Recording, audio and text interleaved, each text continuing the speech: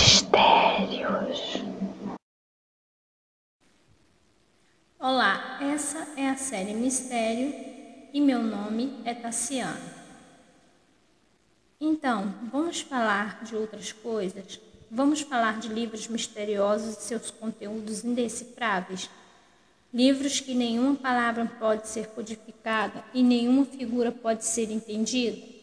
Esse é o nosso post de hoje. É o misterioso e enigmático manuscrito de Voynich.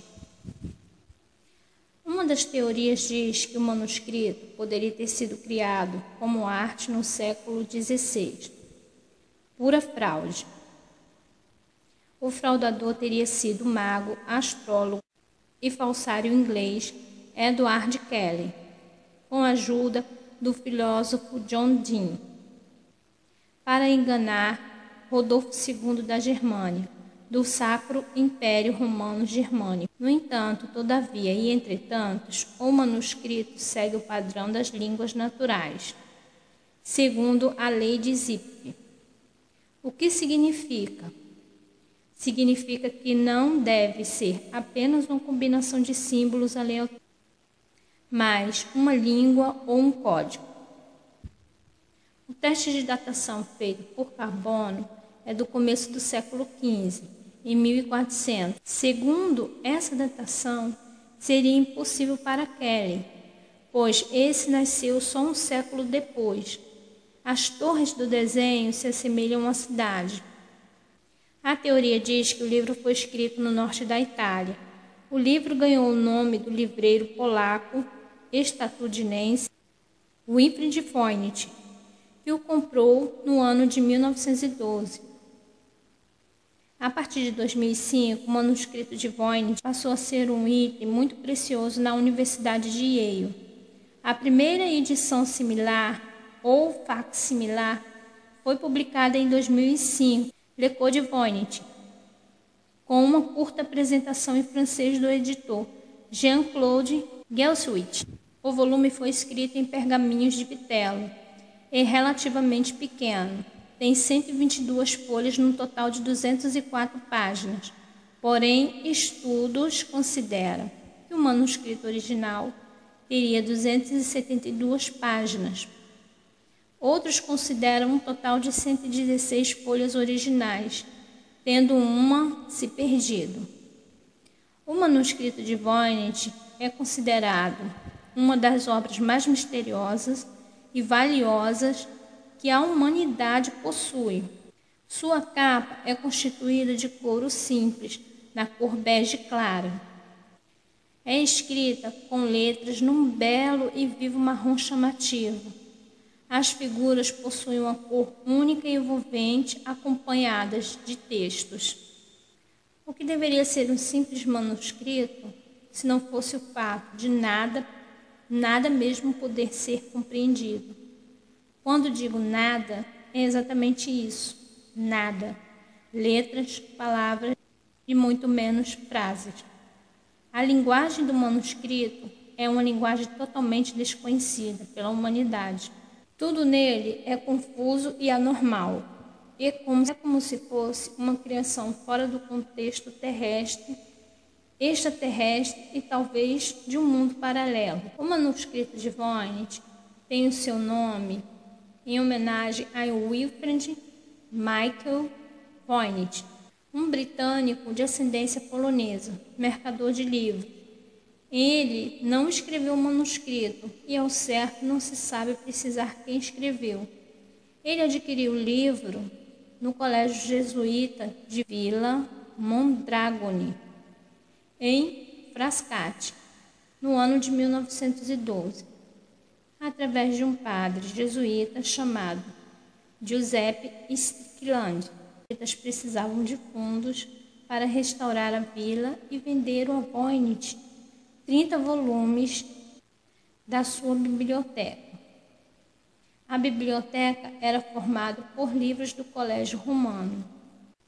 Junto ao manuscrito, Voynich encontrou uma carta de Johannes Marcus Marci, reitor da Universidade de Praga, e médico real de Rodolfo II da Germânia, com o qual enviava o livro a Roma ao amigo polígrafo Atanásio Kircher, para que esse o decifrasse.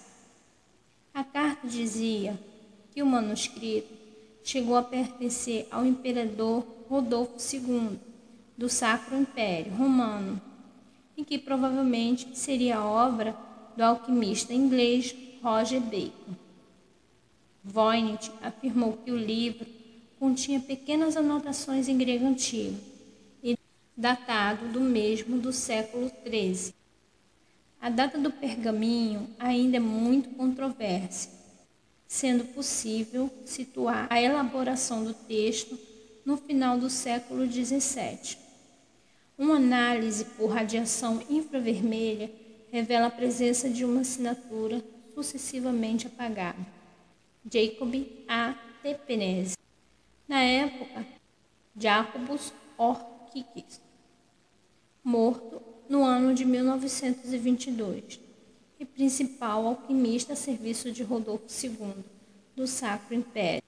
Como Jacob recebeu o título de Tepenese em 1608, isso prova não ser confiável a informação da aquisição do manuscrito antes disso. Além disso, uma das plantas representadas em seu desenho, na seção de botânica, é idêntica a um girassol, que somente passou a existir na Europa depois do descobrimento da América, o que leva o manuscrito a ser posterior ao ano de 1492. A obra, com certeza, tem características inexoráveis que acompanham sua criação. Uma obra enigmática, com certeza. Algumas características que tornam o achado uma obra única e indecifrável até hoje pela humanidade. O texto está escrito em uma linguagem totalmente desconhecida, muito parecida com a linguagem élfica criada por J.R. Tolkien em O Senhor dos Anéis. Nem mesmo os maiores em matéria de decifrar código foram bem-sucedidos. Há 30 anos se tenta decifrar o código do manuscrito e, acredite, ninguém teve êxito algum.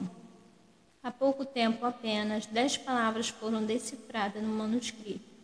Algumas palavras decifradas são coentro, eleboro e zimbro, ao lado de desenhos de plantas, além da palavra touro ao lado de uma ilustração de Pleiades. Pleiades é um aglomerado de estrelas na constelação de Touro. Toda essa pesquisa foi baseada em análise comparativa com outras linguagens e figuras, tanto egípcias como medievais. Outra teoria é de que a escrita seja asteca, posteriormente levado pelos colonizadores para a Europa, e com o esquecimento da língua do povo asteca, em sua maioria, hoje se torna quase impossível a sua tradução. É claro que isso não passa de conjecturas. Deste modo, então, fica bem claro que o manuscrito de Voynich foi, sem dúvida, criado por pessoas ou seres demasiadamente inteligentes, cujo melhor dos nossos criptógrafos não conseguem até hoje traduzir ou decifrar. As ilustrações são super chamativas. Tem figuras presentes em quase todas as páginas. São muito enigmáticas. Na maioria, plantas nunca vistas no planeta Terra, nem parecidas com o nosso ecossistema. Apenas uma se destaca. Também a ilustração de animais, formas femininas e muitas figuras de astronomia e astrologia, temas diversos e práticos. As figuras são tão incompreensíveis quanto o texto. O manuscrito de Voynich, como nós já sabemos, é extremamente enigmático e incompreensível. Contudo, seu sistema é bem organizado, classificado por 5 partes distintas. Primeira parte, plantas. ilustrações de 110 plantas desconhecidas, entretanto uma bem parecida com uma flor, o girassol, que passou a existir na Europa a partir de 1492. Animais bem chamativos. 2. Astronomia e astrologia. Representa astronomia e astrologia. São 25 diagramas que se referem aos astros e signos do zodíaco. 3. Mulheres.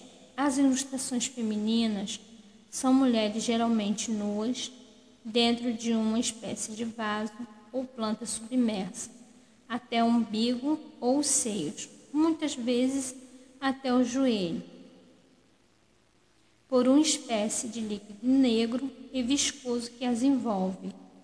As ilustrações são muito confusas e assustadoras. 4. Potes e frascos. Possui desenhos de frascos semelhante a recipientes de antigas farmácias, porém de pequenas raízes e ervas. 5. Textos. Não há imagens e somente textos e prossegue até a última página do manuscrito, e são muito confusos e incompreensíveis. Tem início a partir da página 103 e prossegue até o fim. Tem início na folha 103 e prossegue até o fim, sem que haja nessa seção nenhuma imagem, exceto estrelas pequenas ou pequenas flores, no final de algum parágrafo. Essas marcações fazem crer que se trata de algum tipo de índice. Fora isso, não podemos nos esquecer das ilustrações de animais que são bem chamativas, alguns animais parecidos com uma espécie de lagosta, mas nada relativamente parecido com o que encontramos no nosso planeta Terra. E aí vem as diversas teorias e explicações possíveis para o manuscrito de Voynich. Primeira teoria, a teoria da natureza. Seria um tratado da natureza ou um novo tratado, conduzindo a uma linguagem reprodutiva e sistêmica, ou seja, a curiosidade a evidenciaria o tema quando ele fosse resolvido. Segunda teoria, a teoria dos aliens. Esta seria a comunicação de seres de outro planeta, de seres de outros planetas com a nossa sociedade. O manuscrito seria um tipo de diário ou de informações de um alienígena que viveu sobre nosso planeta. Terceira teoria, teoria do povo Ágata. O manuscrito pertence ao povo Ágata, povo que vive no interior do planeta e são muito mais avançados do que nós. Quarta teoria, teoria da falsificação. O próprio Wilfred Voynich teria falsificado o livro. É comum na história de falsificação um comerciante de obras raras que descobre, entre aspas, um manuscrito desconhecido.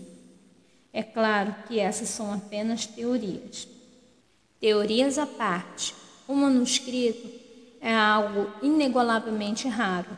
Não dá para saber comprovadamente pelos cientistas se é uma falsificação ou uma raridade. Muitas dúvidas, muitas incertezas. É uma falsificação? É falsificação de quê? Quem foi o gênio que falsificou? Documentos aliens ou documentos de antepassados de um mundo que já não existe? Ou seria o registro de um povo mais avançado que nós? Quem escreveu?